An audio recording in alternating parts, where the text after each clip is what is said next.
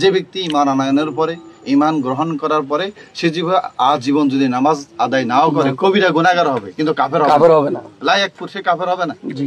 ওয়ামান তাআনা শাওরাতা মিন শাওরাতিকা ইয়াকফুর ইয়া রাসূলুল্লাহ, হে রাসূল, কিন্তু আপনার সমস্ত শরীরের মধ্যে পশম বা চুল সামান্যতম, সুতরাং এই সামান্য যদি রাসূলের ক্ষেত্রে সামান্য নয়, এটা বিশাল একটা কিছু। রাসূলুল্লাহ চুল মুবারককে নিয়ে অন্যান্য অঙ্গ তো দূরের কথা, অন্যান্য বিষয় দূরের কথা, কিন্তু রাসূলুল্লাহ সাল্লাল্লাহু আলাইহি ওয়াসাল্লাম চুল মুবারককে নিয়ে যদি খাটো করে, বাজে মন্তব্য করে, ইয়াকফুর, সে কাফের হয়ে যাবে। তাহলে রাসূলুল্লাহ সাল্লাল্লাহু আলাইহি ওয়াসাল্লাম চুল মুবারককে নিয়ে যদি তুচ্ছ-তাচ্ছিল্য করে, খাটো করে, যদি কাফের হয়, তাহলে যে আল্লাহর কোরআনের আয়াতের বিপরীতে দুরূদ সালাম পাঠ করার জন্য বলছেন, সে দুরূদ সালামকে যদি তুচ্ছ-তাচ্ছিল্য করে এটা সমাজ থেকে উঠাই দিতে চায়, রাসূলুল্লাহ সাল্লাল্লাহু আলাইহি ওয়াসাল্লামের সম্মান যদি খাটো করতে চায়, দুরূদ সালামকে নিয়ে যদি কেউ ব্যঙ্গ করে, তাতে ঈমান থাকার প্রশ্নই আসে না। সুতরাং এর থেকে আমরা বুঝি যে যারা এই কাজগুলো করছেন একেবারে ঘৃণিত কাজ করেছেন। আর আমরা বলি যে কোরআন, সুন্নাহ ইত্যাদি আমরা তালাশ করলে যদি আজকে স্বল্প সময়ে সব বলা যায় না, কিন্তু আমরা এতটুকু জানতে পারি যে ওনাদের তওবা লাজিম হয়ে। ওয়া রাহমাতুল্লাহি ওয়া বারাকাতুহু। প্রিয় দর্শক মণ্ডলী, আমরা হাতিয়ার কিছু যুবক হাতিয়া রহমত বাজার পর্যটন কেন্দ্রে ঘোরার জন্য আসছি। এই মুহূর্তে আমরা এখানে পেয়ে গেলাম মাওলানা মুফতি সাইদুর রহমান সাইম সাহেবকে এবং অন্যান্য ওলামায়ে কেরাম আরও অনেককে পেয়েছি।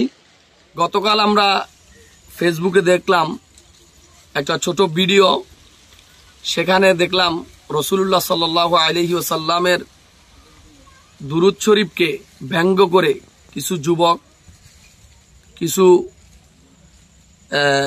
ছেলেরা রাসূলুল্লাহ সাল্লাল্লাহু আলাইহি সাল্লামের দুরূদ সালামকে ব্যঙ্গ করে তারা পড়ছে। আসলে এই ব্যাপারে ইসলাম কি বলে, আমি এবং আমরা সকলে মুফতি সাহেবের কাছে এই ফতোয়াটা জানতে চাই। আসলে ইসলাম এই ব্যাপার কি বলে, আপনি যদি আমাদেরকে সুন্দর করে বুঝাইতেন কোরআন হাদিস দ্বারা। ধন্যবাদ মুহতারাম। সম্মানিত দর্শক মন্ডলী, যদি আমাদের এই লাইভ করার পরিকল্পনা ছিল না, যদি আমার ছোট ভাইয়েরা আমাকে অনুরোধ করেছেন, সেই হিসাবে আমরা দু চারটা কথা বলে শেষ করব। সম্মানিত দর্শক মন্ডলী, যারা আমাদেরকে দেখছেন, এই জন্য আপনাদের সকলকে এবং আমরা যারা এখানে উপস্থিত আছি সকলকে আমার অন্তঃস্থল থেকে মোবারকবাদ জানাচ্ছি এবং সালাম জানাচ্ছি। সম্মানিত দর্শক মন্ডলী, যে ছোট ভাই মাওলানা ইয়াসিন আরাফাত সাহেব যে কথাটা বলেছেন, যে ফেসবুকের মধ্যে গতকাল একটা বিষয় ভাইরাল বা একটা ভিডিও ভাইরাল হয়েছে বা আপলোড হয়েছে, খুব ভাইরাল হয়ে গেছে, সেটা রাসূলুল্লাহ সাল্লাল্লাহু আলাইহি ওয়াসাল্লামের প্রতি দুরূদ সালামকে ব্যঙ্গ করে একটা কুচক্রী মহল তারা এটাকে নিয়ে হাসি তামসা করেছেন এবং ভিডিও আপলোড দিয়েছেন, যেটা মুহূর্তের মধ্যে ভাইরাল হয়ে গেছে এবং আশিক রাসূল সাল্লাল্লাহু আলাইহি ওয়াসাল্লাম যারা তাদের হৃদয়ে রক্তক্ষরণ হয়েছে।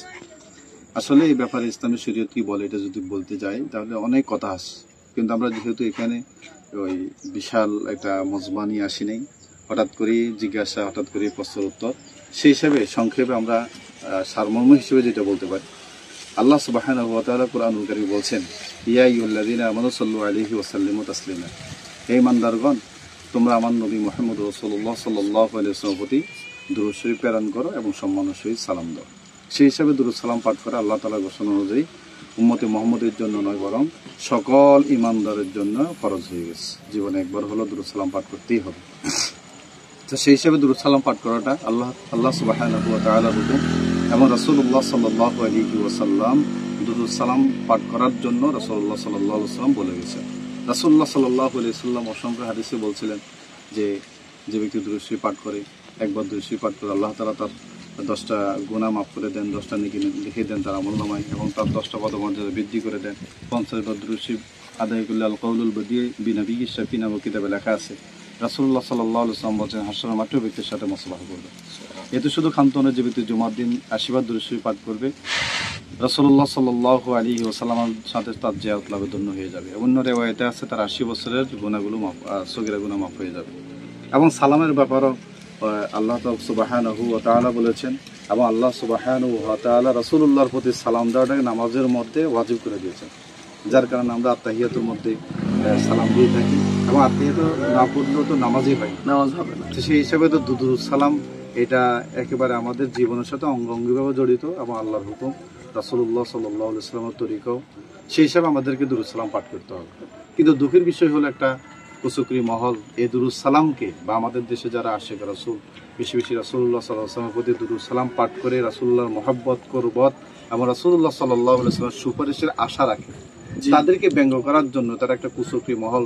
আমরা দেখলাম তারা দুরূদ সালাম কিছুক্ষণ দূরত পড়লো, কিয়ামের সময় যখন দাঁড়ায় সালামের ব্যাপার আসতো তখন অনেক হাসাহাসি করছে, যেহেতু এটা অত্যন্ত দুঃখের বিষয়।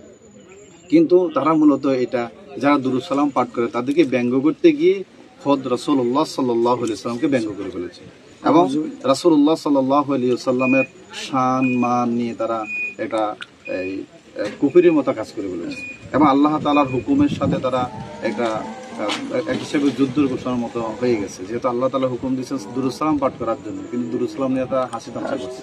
আল্লাহ তো বলছেন হাসি তামসা তো ওরাই করবে যারা মুনাফিকরা যখন নামাজে দাঁড়ায়, সালাতে দাঁড়ায়, তখন কওমু কুসালা, তখন তারা দেখেছে মুনাফিকের মতো আলস্য ভরে তারা দাঁড়ায়। তো সেই হিসাবে দুরূদ সালাম তো হবে মহব্বতের সহিত, কিন্তু সেই মহব্বতের জায়গায় যখন এটা দুষ্টামি চলে যায়, যখন এটা একান্ত হ্যায় প্রতিপন্ন করার জন্য হয়ে যায়, তখন এই দুষ্টামি আর দুষ্টামি থাকে না, বরং এটা হিতে বিপরীত হয়ে যায় এবং এই হিতে বিপরীতটা এই মান নষ্ট হয়ে যাওয়ার কারণ হয়ে যায়। আমরা যদি বলি যেমন তাফসিরে জালালাইন শরীফ, এটার যদি আমরা হাসিয়াত যদি দেখি তাহলে এখানে স্পষ্ট আছে যে যে ব্যক্তি রাসূলুল্লাহ সাল্লাল্লাহু আলাইহি ওয়াসাল্লামের শান মান খাটা করার জন্য যে যদি কিছু করে, কোনো কাজ করে অথবা কোনো কিছু ইঙ্গিত করে, কোনো কাজ করে, আমল করে, তাহলে তার ঈমান নষ্ট হয়ে যায় এবং আল্লাহ সুবহানাহু ওয়া তাআলা দুনিয়া এবং আখিরাতে তাকে লাঞ্ছিত করে, অপমানিত করে। এটা তো আমরা তাফসিরে সাবিত পাই এবং তাফসিরে জালালাইনের হাসিয়াতে পাই। শুধু এটাও ক্ষান্ত নয়, আমরা যদি দেখি তাফসির জগতের বিখ্যাত একটা কাবির দেখি, ইমাম ফখরুদ্দিন রাজি রহমতুল্লাহি আলাইহির লেখা 16 খণ্ডে যে তাফসিরে কাবির মিশর থেকে ছাপানো, সেখানের মধ্যে তাফসিরে কাবিরের 16 নম্বর খণ্ডের মধ্যে সূরাতুল বাইয়িনাত তাফসিরের মধ্যে লেখা আছে। সেখানে ইমাম ফখরুদ্দিন রাজি রহমতুল্লাহি আলাইহি খুব সুন্দর কথা তুলে ধরছে যে রাসূলুল্লাহ সাল্লাল্লাহু আলাইহি ওয়াসাল্লাম কালামাত দাওয়াত নিয়ে তায়েফের ময়দানে গেছে, তারা বৃষ্টির মতো পাথর নিক্ষেপ করছে। রাসূলুল্লাহ সাল্লাল্লাহু আলাইহি ওয়াসাল্লাম তাদের জন্য বদদোয়া করেন নাই, রাসূলুল্লাহ দোয়া করছেন আল্লাহুম্মা হদি কওমি ফাইন্নাহুম লা ইয়ালামুন, পরওয়ারদিগার এই জাতি জানে না, এরা যদি জানতো বুঝতো আমার উপরে তো এত অত্যাচার করতো না, সুতরাং আমার জাতিদেরকে এরা যেহেতু জানা তাদেরকে হেদায়েত দান করেন। রাসূলুল্লাহ দোয়া করছেন। ওদিক দিয়ে যখন খাইবারের যুদ্ধের সময় রাসূলুল্লাহ সাল্লাল্লাহু আলাইহি ওয়াসাল্লাম এখানে দোয়া করছেন, রাসূলুল্লাহ সাল্লাল্লাহু আলাইহি ওয়াসাল্লাম হক তারা নষ্ট করছে, বান্দার হক নষ্ট করছে, কারণ রাসূলুল্লাহরে কষ্ট দিচ্ছে, তাহলে রাসূলুল্লাহর হকটা নষ্ট করছে, কিন্তু আল্লাহর হক নষ্ট করে না।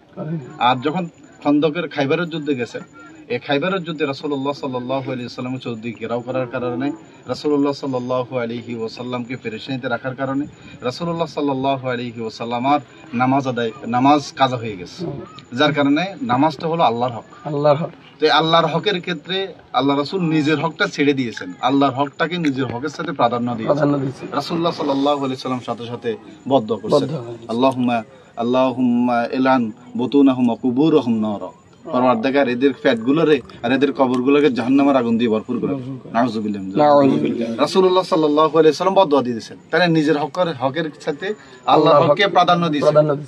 আর তাফসিরে কবিরের মধ্যে সূরাতুল বাইয়িনার মধ্যে ইমাম ফখরুদ্দিন রাজি রাহমাতুল্লাহি আলাইহি বলেন যে আল্লাহ সুবহানাহু ওয়া তাআলা রাসূলুল্লাহ নিজের হকের সাথে আল্লাহর হকটাকে প্রাধান্য দেওয়ার কারণে আল্লাহর রুল জারি করে দিয়েছেন। কি রুল জারি করে দিয়েছেন? আল্লাহ বলেন হাবিবি কদ্দামতা হাক্কি আলা হাক্কাকা, যে হাবিব হে আমার দোস্ত আমার মুহাম্মদ রাসূলুল্লাহ সাল্লাল্লাহু আলাইহি ওয়াসাল্লাম, আপনি আপনার হকের উপরে অধিকারের উপর আমার হককে প্রাধান্য দিয়েছেন। ওয়ানা উকাদ্দিমু হাক্কাকা আলা হাক্কি, আর আমি নিয়ম জারি করে দিলাম যে আমার হক আল্লাহ হকের চাইতে আপনার হককে আমি প্রাধান্য দিয়ে দিলাম। সুবহানাল্লাহ।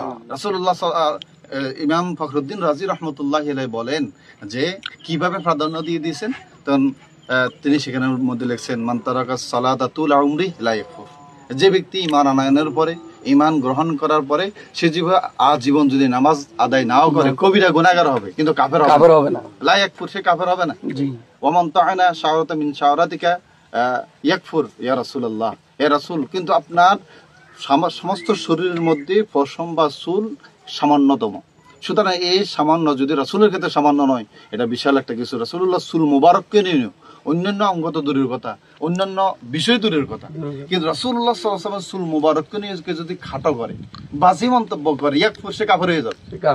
তাহলে রাসূলুল্লাহ সাল্লাল্লাহু আলাইহি ওয়াসাল্লাম চুল মোবারককে নিয়ে যদি তুচ্ছ তাচ্ছিল্য করে, খাটো করে, যদি কাফের হয়, তাহলে যে আল্লাহর কোরআনের আয়াতের বিপরীতে দুরূদ সালাম পাঠ করার জন্য বলছেন, সে দুরূদ সালামকে যদি তুচ্ছ তাচ্ছিল্য করে এটা সমাজ থেকে উঠাই দিতে চায়, রাসূলুল্লাহ সাল্লাল্লাহু আলাইহি ওয়াসাল্লামের সম্মান যদি খাটো করতে চায়, দুরূদ সালামকে নিয়ে যদি কেউ ব্যঙ্গ করে, তাতে ঈমান থাকার প্রশ্নই আসে না। সুতরাং এর থেকে আমরা বুঝি যে যারা এই কাজগুলো করছেন একেবারে ঘৃণিত কাজ করেছেন। আর আমরা বলি যে কোরআন সুন্নাহ ইত্যাদি আমরা তালাশ করলে যদি আজকে স্বল্প সময়ে সব বলা যায় না, কিন্তু আমরা এতটুকু জানতে পারি যে ওনাদের তওবা লাজিম হয়ে গেছে, এবং ওনারা যদি কেউ বিবাহিত হয়ে যায়, তাহলে তো যদি তওবা লাজিম হয়ে যায়, তাদের ঈমান নষ্ট হয়ে যায়, তাহলে তো অবশ্যই নেকা দৌড়াইতে হবে। আমরা আমাদের যে সমস্ত ভাইরা জেনে অথবা না জেনে করেছেন, আমরা ওদেরকে তওবার প্রতি আহ্বান করবো, আপনারা আল্লাহর কাছে তওবা করেন। আর ভবিষ্যতে অন্তত আপনারা এই দুরূদ সালাম পাঠ করেন আর নাই করেন, সেটা আপনার ব্যাপার, আল্লাহর কাছে আপনি জবাব দিবেন, কিন্তু ভবিষ্যতে এরকম দুঃসাহস দেখাবেন না।